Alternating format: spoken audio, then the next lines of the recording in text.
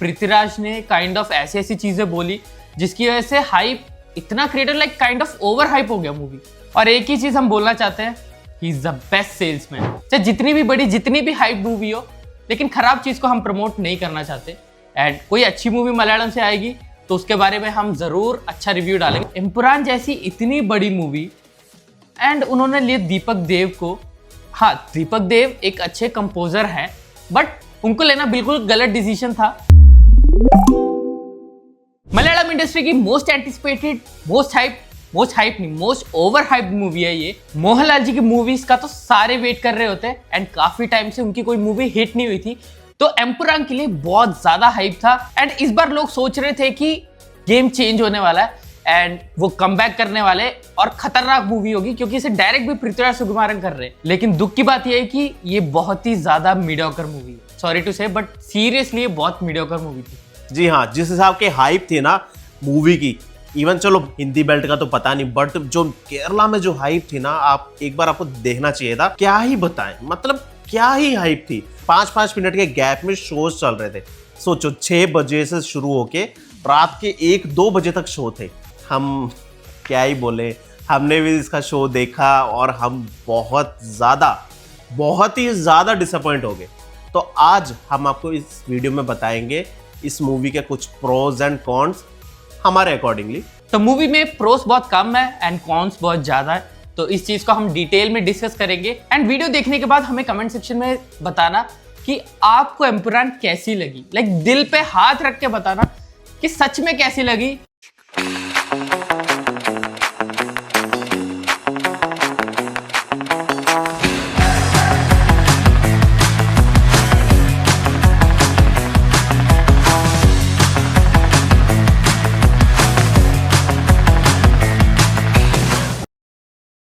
अगर पहले प्रो की बात करें तो वो है सिनेमेटोग्राफी।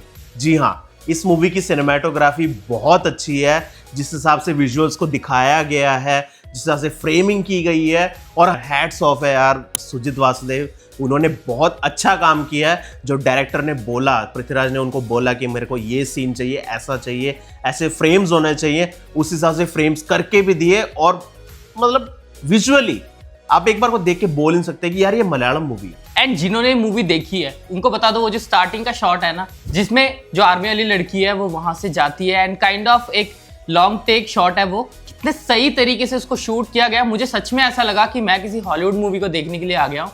एंड वहां पे एक काइंड ऑफ एक्सपेक्टेशन बिल्ड हो गया। एंड उसके बाद जो जायद मसूद की बैक स्टोरी है, उसको जिस तरह से शूट किया गया था, वो घर पूरा जल रहा है एंड जायद मसूद का जो दुख है, आई मीन वहां पे ना एक एक्सपेक्टेशन ऑलरेडी सेट हो गया था।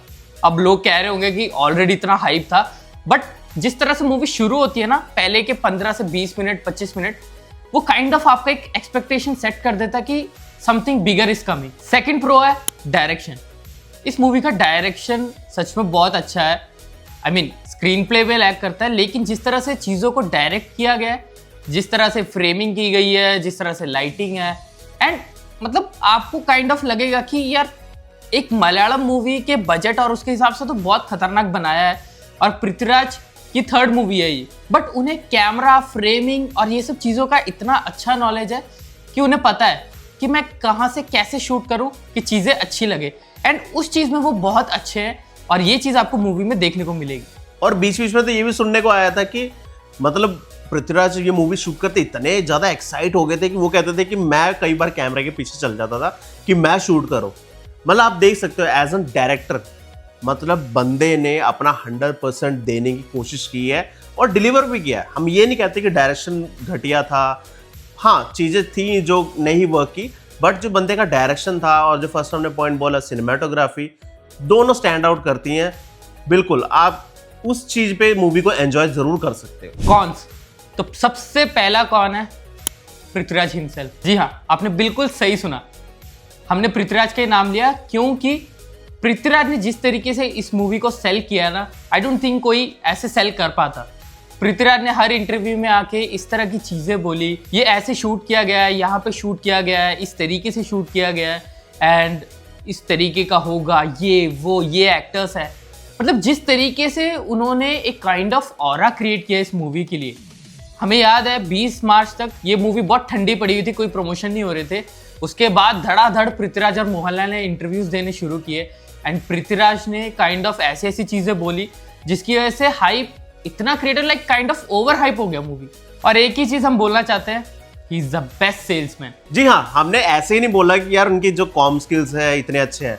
आप जस्ट एक बार ना बड़े में छोटे में के ना प्रमोशनल इवेंट्स देख लेना, उन्होंने जिस हिसाब से प्रमोट किया था ना उस मूवी को ही, आप समझ जाओगे यार वो किस हिसाब से एक मूवी को सेल आउट करते हैं। जी हाँ, इस बंदे को ही सबसे पहला कॉर्न में इसी वजह से ही हमने रखा है। पृथ्वीराज को साफ साफ पता है कि अगर इस मूवी को ओपनिंग नहीं मिली अच्छी खासी तो ये बाद में जाके मूवी नहीं कमाएगी। और हम अभी जाके क्लैरिफाई भी एक चीज करना चाहते हैं जो हमने एक लास्ट वीडियो में बोला था। जी हाँ, हमें लगता है कि लाइका ने शायद एंड प्रोडक्ट देख लिया था, शायद इसी वजह से उन्होंने इस मूवी से अपने हाथ पीछे खींच लिए थे। Most of the story take place करती है केरला में और केरला पॉलिटिक्स के अराउंड। तो आई डोंट थिंक कि इतना ज्यादा बजट गया होगा एंड पृथ्वीराज ने खुद कहा है कि जो आप 150 करोड़ वगैरह कह रहे हैं उतना नहीं है। तो आई रियली फील कि 100 करोड़ से नीचे ही है एंड उससे ज्यादा की कमाई तो ऑलरेडी ये कर चुका ही है और कर लेगा। तो किसी को चूना नहीं लगने वाला, पैसे कमा लेगी। बट हाँ, थर्ड पार्ट के लिए अब बिल्कुल भी हाइप नहीं होगी, बिल्कुल भी हाइप नहीं होगी। लोग ओटीटी पे देखने बढ़िया समझेंगे एंड पृथ्वीराज के जो ट्रस्ट फैक्टर है ना वो काइंड ऑफ खत्म हो गया। This is more than like another Indian too. हाँ, हम ही नहीं है जो बोल रहे इस मूवी के बारे में कि मतलब हमें पसंद नहीं आई। मोस्ट ऑफ द जो मलयाली रिव्यूअर्स है उनको भी पसंद नहीं आई। इवन दो आप ट्विटर वगैरह जैसे प्लेटफॉर्म खोल के देख सकते हो, बहुत ही ज़्यादा मिक्स ओपिनियंस आए हैं, बहुत पोलराइजिंग ओपिनियन है। जो बहुत ज़्यादा टॉक्सिक फैंस है ना, या टॉक्सिक या कट्टर फैंस जिनको बोलते हैं, उनको ही पसंद आई है मूवी। जो थोड़ी सेंसिबल ऑडियंस है ना, उनको इतनी खास नहीं लगी मूवी। सेकंड कौन है इस मूवी का? म्यूजिक और बीजीएम। इतना ठंडा म्यूजिक, इतना ठंडा बीजीएम, एक जगह पे भी गूज़बम्स नहीं आए। मुझे याद है जब हम लोग मार्को देखने गए थे, मार्को में हर कैरेक्टर के लिए एक बीजीएम था, हर पार्ट में मतलब वो गूज़बम्प फीलिंग आती थी। एंड जब फाइट सीन्स हो रहे होते थे तो पता लगता था यार स्क्रीन पे फाइट हो रहा है एंड इतने सही लेवल पे वो बीजीएम लेके जाता था। बट इस मूवी का बीजीएम इतना ठंडा है एंड इस मूवी में ढंग के सॉन्ग्स रहने दो, सॉन्ग्स की जरूरत नहीं है, बट मूवी में अगर बीजीएम ही अच्छे हो ना यार तो आधा काम तो वहीं हो जाता है। अब जरा आप सोच के देखो, जेलर मूवी या विक्रम मूवी में अगर वो बीजीएम ना होता अनिरुद्ध का तो क्या इतना मजा आता? बिल्कुल भी नहीं। जेलर मूवी में जब भी रजनीकांत आते थे और जब वो बीजीएम बजता था तो उसका फील ही अलग था थिएटर में। लाइक लोग मजबूर हो जाते थे चिल्लाने के लिए कि तलेवर आ गए। एंड यहाँ पे मोहनलाल आ रहे, इतना ठंडा बीजीएम, पता नहीं यार, तू बोल। यार सच बात है, अगर आप मलयाली ऑडियंस या तमिल या साउथ वाले ऑडियंस नहीं है, हिंदी ऑडियंस है जिन्होंने जेलर मूवी नहीं देखी ना, आप जाके जरूर देखना एक बार। उसमें चाहे जो मर्जी कैरेक्टर हो, चाहे मोहनलाल का कैरेक्टर हो, चाहे शिवराज कुमार का कैरेक्टर हो, चाहे अपने रजनीकांत जी का कैरेक्टर हो, सभी कैरेक्टर, कोई भी ऐसा कोई कैरेक्टर नहीं जिनका एक पर्टिकुलर बीजीएम ना बनाया हो। ये अनिरुद्ध, अपने जेक्स बिजॉय, रवि बसरूर, इनकी एक खासियत है, ये पूरे मूवी का तो बीजीएम बनाते ही बनाते हैं, बट हर एक कैरेक्टर का भी बीजीएम जरूर बनाते हैं जो मेन होते हैं। और उसी वजह से मूवी का जो क्या कहते हैं अपलिफ्टमेंट होता है ना, वो पता लगता है यार। आप एक बार रोलेक्स वाला इंट्रो सोच के देखो, आज भी हैंड्स डाउन हम क्लेम नहीं कर रहे, किसी से भी पूछ लो, इंडिया का one of the best background score Rolex की एंट्री वाला ही है। उससे बढ़िया स्कोर ना तो बना है, शायद आगे बढ़ेगा। इवन तो हमें लगता नहीं कि अनिरुद्ध भी वो बना पाएंगे। यार आप मेरे को सिर्फ एक चीज बताओ, मार्को का बजट कितना था? लाइक 20-25 करोड़ के आसपास कुछ था। उस मूवी के लिए तक रवि बसरूर को लिया गया था क्योंकि उन्हें पता है जिस तरह की वो मूवी बनाने निकले हैं उसके लिए तगड़ा बीजीएम होना बहुत जरूरी है। और रवि बसरूर के बीजीएम ने वो काम किया उस मूवी में, और वो मूवी पक्का थिएटर एक्सपीरियंस था कि वो बीजीएम सुनने के बाद उसका जो फील है वो एकदम अलग लगता था, एकदम डबल हो जाता था, मजा आ जाता था। बट आप सोच के देखो, एम्पुरान जैसी इतनी बड़ी मूवी एंड उन्होंने लिए दीपक देव को। हाँ, दीपक देव एक अच्छे कंपोजर हैं, बट उनको लेना बिल्कुल गलत डिसीजन था क्योंकि वो सच में जस्टिफाई नहीं कर पाए इस मूवी के स्टेचर को। एंड मज़ा नहीं आया, बिल्कुल भी मज़ा नहीं आया, ना मोहनलाल की एंट्री पे ना पृथ्वीराज की एंट्री, कहीं पे भी वो वो ऑरा फील नहीं हुआ क्योंकि बीजेम इतना ठंडा था। और हाँ, मोहनलाल की एंट्री से बढ़िया पृथ्वीराज की पृथ्वीराज की एंट्री एंट्री थी। थर्ड कौन है? डायलॉग, स्क्रीन प्ले और स्टोरी।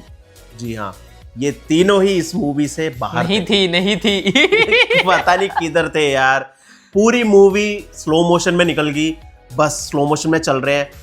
एक चीज, एक स्क्रीन प्ले में हमें यार पता नहीं क्यों यार, देखो हम अब 25 प्लस हैं, ठीक है, हमने अपनी आधे से ज़्यादा उम्र में जो भी हमने बिताई है उसमें मोहनलाल की मूवीज ही देखी है। मोहनलाल, मम्मूटी, इन सभी को ही देखा है स्क्रीन पे, और हमें पता है वो जो आंखों से एक्टिंग करते हैं ना, क्या होती है वो चीज़, उनके जो प्रेजेंस है, ऑरा है, वो दिखता है।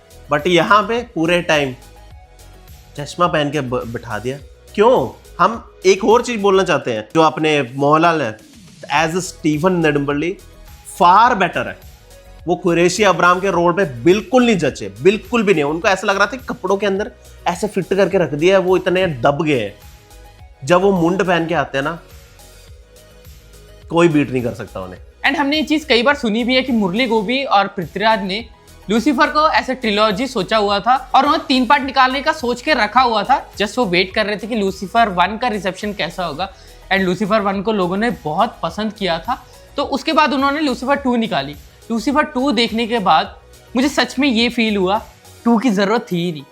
वो जो थर्ड पार्ट है ना, लाइक काइंड ऑफ 2 पार्ट्स में ये रैप अप कर सकते थे, क्योंकि एम्परर में कुरैशी अब्राहम का जो रोल, यानी मोहनलाल जी का जो रोल है, वो बहुत कम है एंड बिल्कुल भी इफेक्टिव नहीं लगता है। बिल्कुल भी इफेक्टिव नहीं लगता, क्योंकि मोस्ट ऑफ द स्टोरी जो टेक प्लेस करती है वो केरला पॉलिटिक्स के अराउंड ही करती है, एंड उसकी ज़रूरत नहीं थी। फिर से केरला पॉलिटिक्स में जाने की ज़रूरत नहीं थी। काफ़ी फोर्स्ड लगा हमें ये स्टोरी। तो ये मूवी L2 एम्परर से ज़्यादा जायद मसूद द रिवेंज स्टोरी लग रही थी। मैं वही कह रहा हूँ, स्क्रीन प्ले में बहुत दिक्कत थी। मोस्ट ऑफ द लोगों का यही कहना था कि फर्स्ट हाफ बहुत लैग था एंड सेकेंड हाफ में भी कुछ एक पॉइंट से जहाँ पे मज़ा आया, बट ओवरऑल मूवी। फोर्थ कौन? इस मूवी का एक्शन। इतना आउटडेटेड एक्शन इस मूवी का।